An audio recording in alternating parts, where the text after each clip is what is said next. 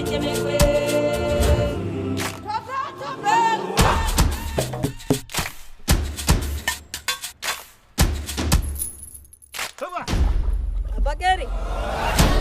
everyone, welcome to ufundinaajira. Thank you for the likes and the subscriptions and all the comments that I've been getting. One of it is to smile. So here I am smiling.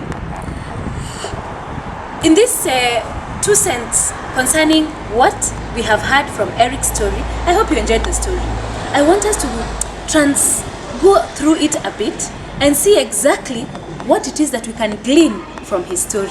Remember, ufundinaajira's objective is to inform you, to let a story, alafu tuiangalie, so that you who are watching can be able to pick up something that inspires you, educates you, and can be able to spur you up to some action. Here is my 2 cents about Eric. Eric is a guy I met when he had really no reference at all. But did you hear what he said concerning how he even came to Nairobi? He is a standard 7 dropout. So what's your story? From standard 7, he comes and whatever opportunity he found, he picked it up. You must have heard him say that even if ilikuwa ni kazi ya kubeba mabati, whatever it is that he was told to do, Eric did. And so let's investigate a few things that come in play when it comes to his success. Remember, Eric said that he's now a father. When he was beginning, he was just a young man who had just fallen off of a watchman job. But now he's a very successful father, has a home in Ushago, he lives well, and he can say that he feels quite successful. Number 1 point about that story of Eric is, first of all, as you sit there wondering what to do, you don't have to have come from a training background. Talk to people, ongea, uliza. And then, number 2, develop a culture. Once you get an opportunity, develop a culture of being humble.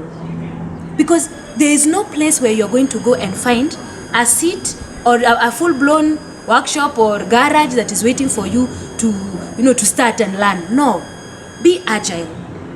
Begin to accept that these are my odds and this is how I can begin.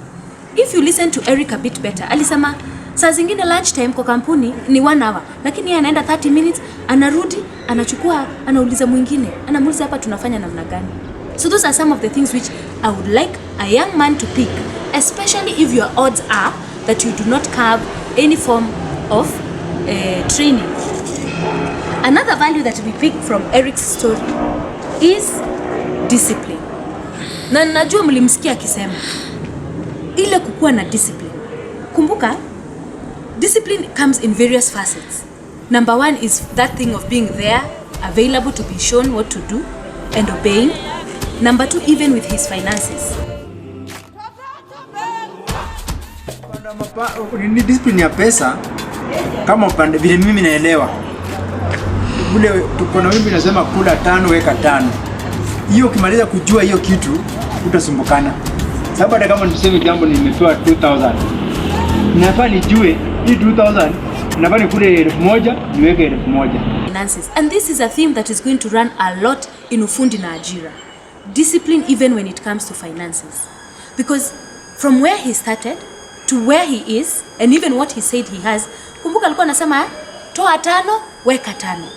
And I would like that to be the guiding principle even for those who begin from nowhere.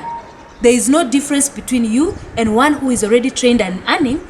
The only difference is how you spend your monies.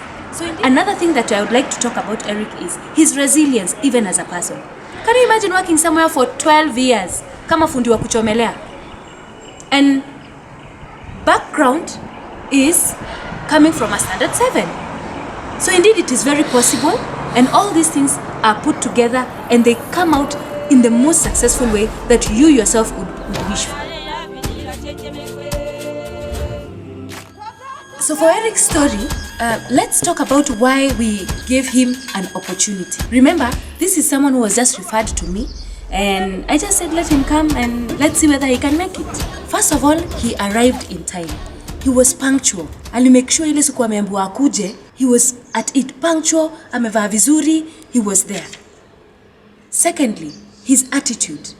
Attitude is everything. Everything. It didn't matter.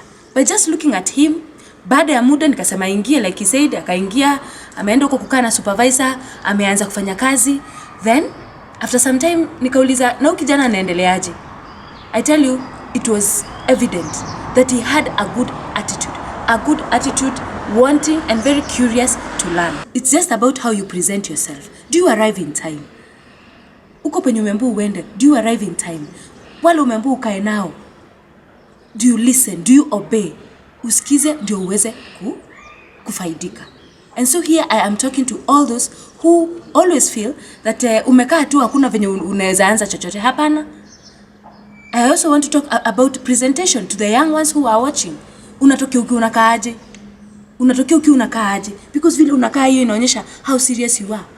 And from there somebody can be able to pick up and say, mpeni chance. And so that was why Eric got an opportunity immediately without even looking at any paper he had.